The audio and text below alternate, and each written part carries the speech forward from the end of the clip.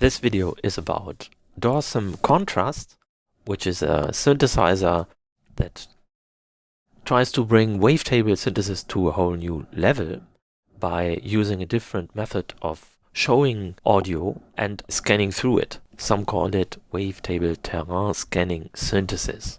Let's simply start with an init preset, and here you can see what is a sine wave and a triangle wave and a pulse wave, and the difference between them is that with a pulse wave sometimes the waveform is up and sometimes it's down, so there's nothing in between, while as with the sine wave and the triangle wave there's a lot in between. That's why you can see shades of gray in here. You can also import pictures by just dragging them, or also drag audio and waveforms here, or use this library of sounds. What shall I say? Sounds or pictures. Let's say here I have a synth sound.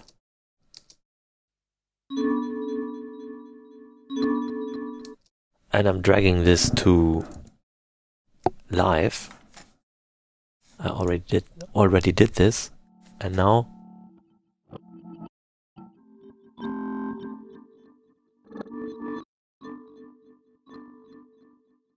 I can get pretty close to it.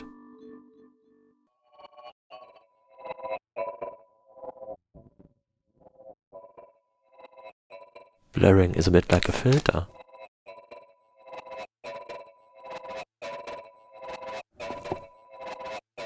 And contrast is a bit like distortion.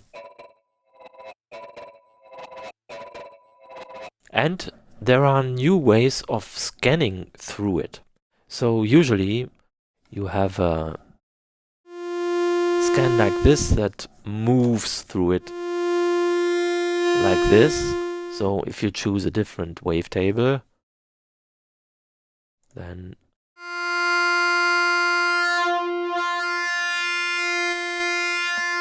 this is how you go through it.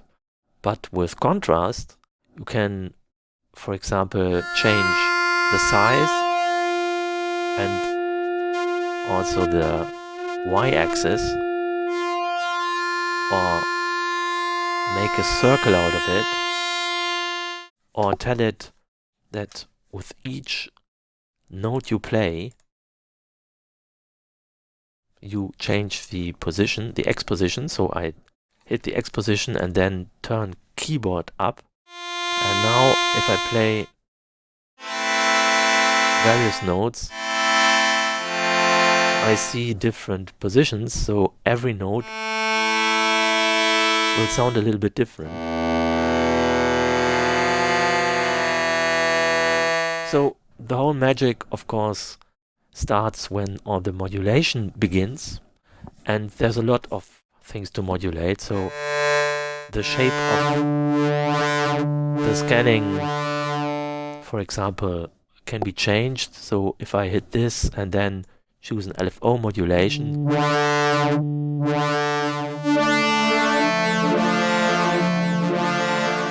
I can already see how easy it is to get movement into this, and I can also change other parameters. For example, phase is supposed to generate something like FM,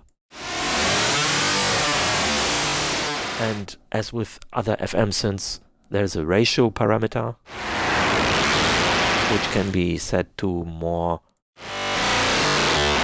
harmonic values. And of course, you can also modulate this, and there's also an option for sync or pulse width modulation, and you can generate other shapes. And in the end, you can also add noise or more parameters that have some kind of distortion character. But if you think that this is all generating some certain one-dimensional kind of distorted sound, this is not the case, because when you enter the filter section, you also have this modal filter, for example.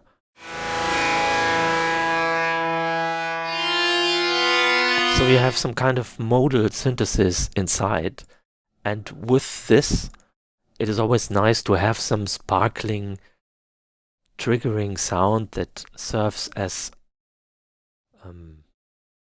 impulse for the sound generation.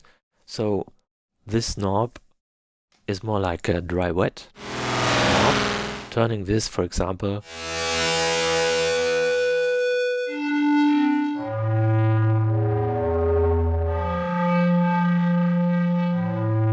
into a more didgeridoo or acoustic-like sound, and all the treble and all the movement in the original sound will contribute to some movement in this sound, which is much less harsh. So there are lots of different dimensions that can be achieved with contrast and its sound generation, and if it's too soft for you, then you can add the chainsaw to make it a bit more distorted again afterwards. And all these areas have lots of menus. For example, here you can choose some sound character for the modal area, and there are also various filter types. And here we have those 4 sections, and there's also a sequencer with 5 lanes and 16 steps each. So what's good about this is that you can see everything in one go.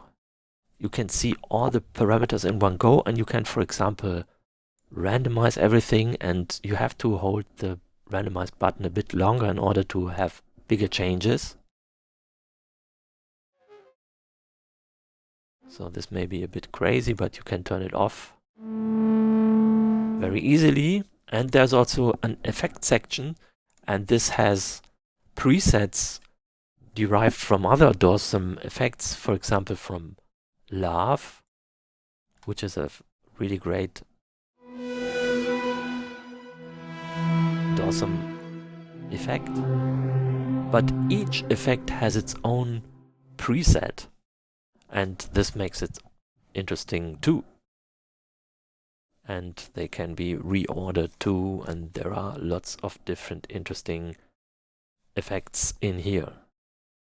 So if you want to know, after, for example, assigning modulations to the position, what did you assign before, you can always right-click and then see where the modulation came from.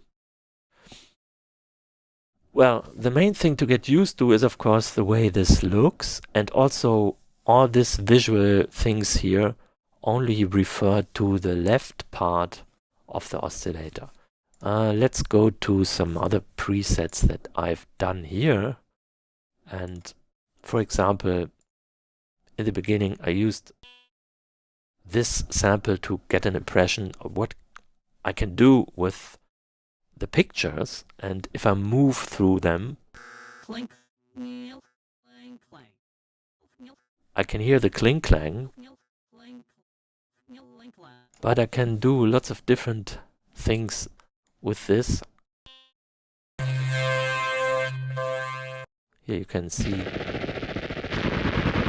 some things that derived from this. And for example, also this one.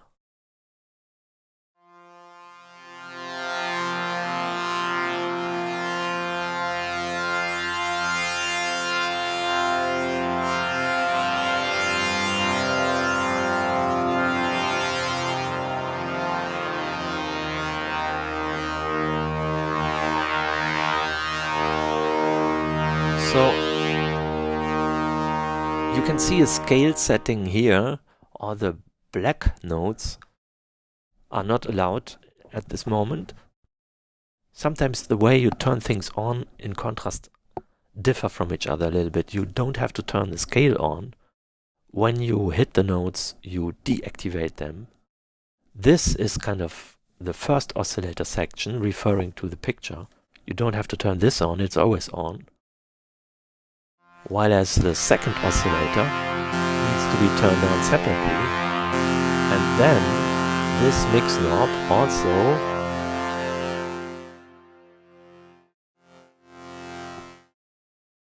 will decide whether you hear oscillator 1 or not. So if it's turned to the right, you don't hear anything from the first oscillator, it's only the second one.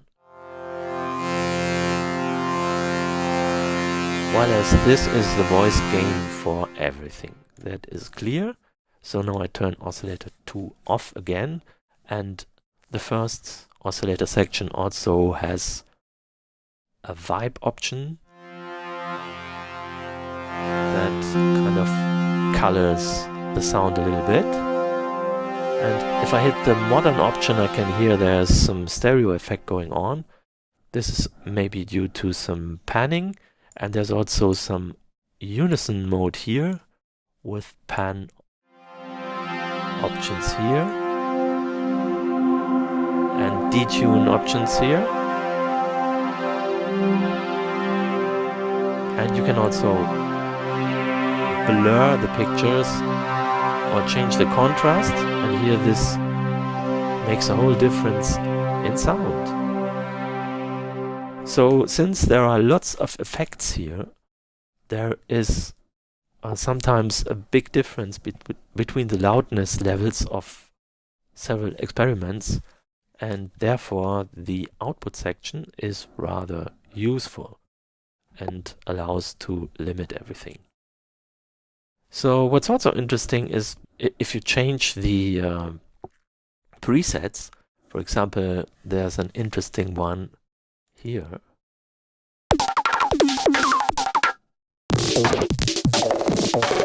It makes use of the sequencer. The main thing is going on is velocity modulation. So velocity is changing some things here.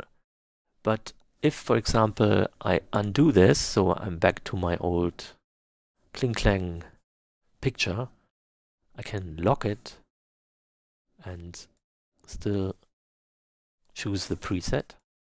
And now my preset is based on my other picture, my other wavetable. So there are lots of interesting sounds in Kontrast. Let's see a few favorites.